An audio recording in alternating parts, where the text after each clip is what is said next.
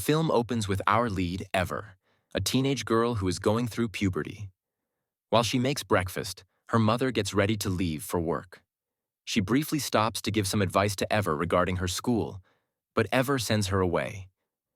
After her mother leaves for work, her friend Tamra arrives to pick her up for school. On their way, they discuss their class field trip, which is today. They become so distracted that they run over their classmate Randall. Luckily, he doesn't get injured and spares them. Next, the girls and Randall encounter their class's popular kids, who deliberately toss their drinks on Randall and insult him afterwards. Meanwhile, at the school, Ever's homeroom teacher, Mr. Lorenzo, is seen loading the students into the school bus for the field trip. Mr. Lorenzo has a strict no-phone policy, so he takes everyone's phones before getting on the bus. When Ever arrives, he takes her phone too and puts it away. As the students set out for their trip, Mr. Lorenzo starts dropping random facts about nature and the significance of the trip for students, thinking the kids would become entertained by him. But in reality, kids don't pay any attention to his words, as always. In the following scene, we see a montage of students having fun on the bus while Mr. Lorenzo falls asleep.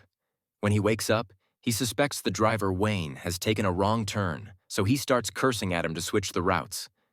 The second Wayne looks away from the road to argue with Lorenzo. Something huge hits the bus's windshield and covers it in blood. Unable to see the road, Wayne starts to panic. He loses control of the steering wheel and goes off track. Their bus crashes somewhere in the jungle, during which some kids get injured and some only get nauseous. Suddenly, thick mist forms around their bus, and an emergency alert is issued on the radio from the United States Office of Civil Defense. It urges the public to get hold of battery radios and essential supplies before sheltering themselves in their nearest station because there has been a hazardous chemical attack.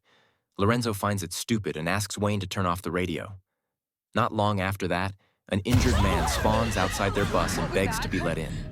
The students and Wayne disapprove of letting a stranger on board, but Lorenzo grows a soft spot for the injured and lets him in through the hydraulic door. Randall is currently sitting with his friend Steven in the front row. Seeing the man, they immediately head to the back of the bus. Lorenzo steps forward to ask the man if he has insurance to get himself treated, but the rogue man attacks him out of nowhere and bites a chunk of meat off his neck. The revolting blood splashes from his neck and spills all over the bus.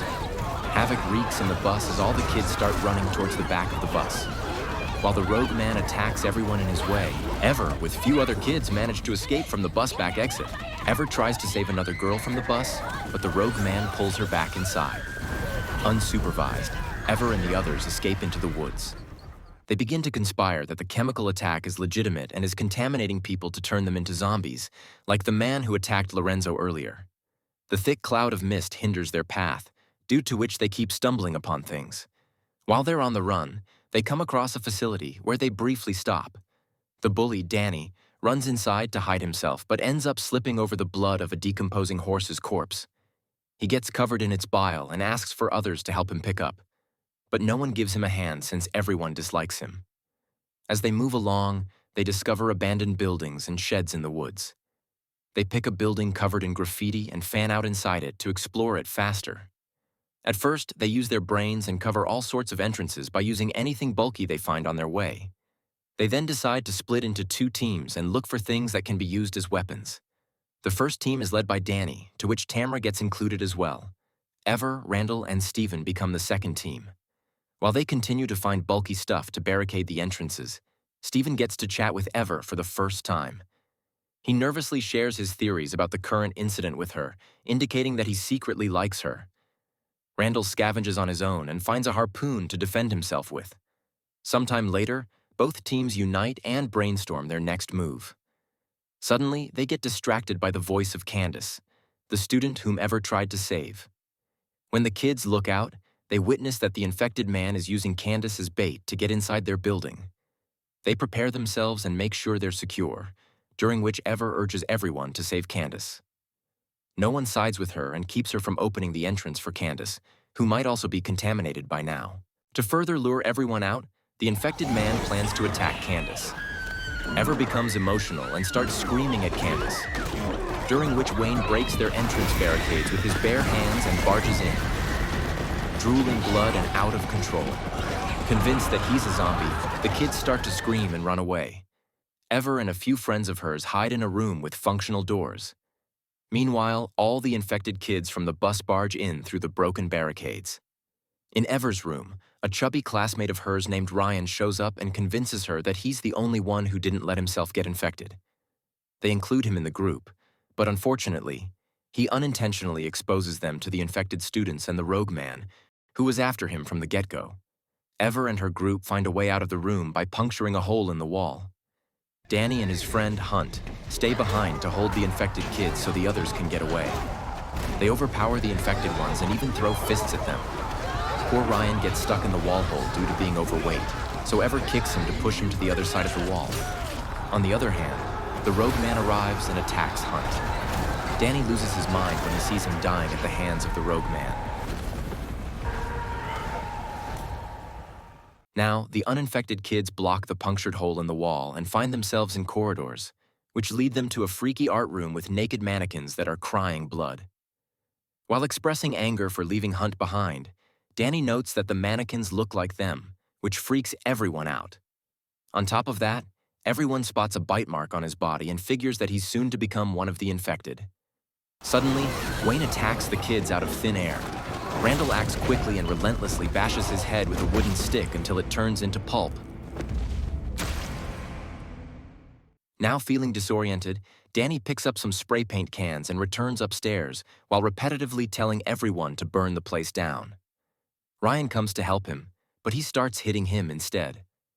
Wayne comes back to life and pushes Danny out of the window along with him. They fall a few stories down, yet still don't die. The way Danny gets back up with his twig bones, the kids' eyes spark with fear. Randall theorizes that there has been a zombie apocalypse out there, so they should block their entrances once again and stay inside for as long as they need to. Ever contradicts him and tells everyone to get in touch with reality, as they have no food or other essentials to survive in this building. She randomly lights up Danny's spray can and throws it outside on a van, which catches fire and attracts all the zombies. Sometime later, Ever starts having the urge to get out of the place and find their phones on the school bus. Tamara strongly disapproves of her plan and tells her to stick with Randall, believing that he knows better than anyone else. Ever decides to pull the mission on her own since the zombies are distracted by the fire. Steven accompanies her since he likes her. Together, they head to the school bus and retrieve their phones. When Ever finds all the phones dead, she becomes mortified and thinks she's made a fool of herself. Steven leans in for emotional support. Hearing this, Ever wishes to kiss him.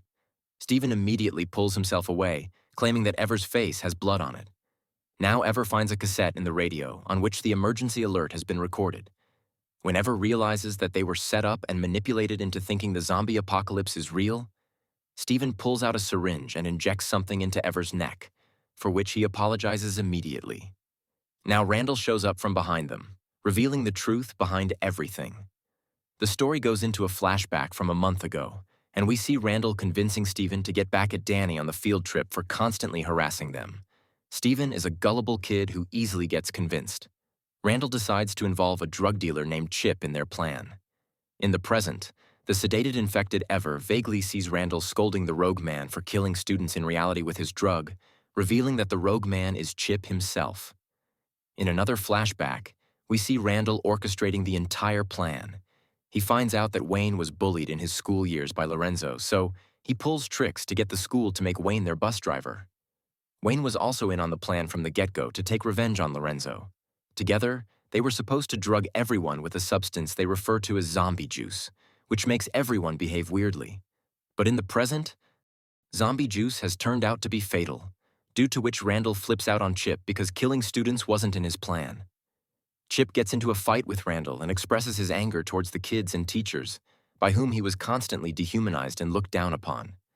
After Randall and Chip are done fighting, they look at Ever and suspect that she might be eavesdropping.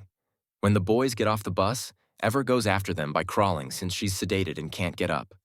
Randall and Steven start caging the kids and intend to inject them with zombie juice. Outside, Chip holds Ever back in the bus and tries to kill her, but she courageously fights him back and knocks him out. Inside, Randall convinces Jesse, Tamara, and Ryan that everyone else but them is a zombie and gives them weapons to kill them all. They're all gullible enough to believe him. When Ever arrives and attacks Randall, Tamra is forced to kill her. Ever quickly spills the beans on Randall's plan and shows her injection mark to expose Randall. While Tamra becomes confused, Randall orders her to kill Ever. Ryan and Tamra end up attacking Randall. Their fight grows gruesome, during which Ever puts on a glove with 5 syringes attached to it. All the syringes are filled with zombie juice, which she jabs in Randall's forehead and infects him with. Gladly, the zombie juice wears off, and all the infected students come back to their senses. Together, they beat Chip up for introducing such a drug to Randall. They tie him to a tree and return to their bus, now closer than ever after experiencing a tragedy together. When they go inside the bus, Lorenzo also wakes up, revealing that he was also injected and not actually attacked. Here, the movie ends.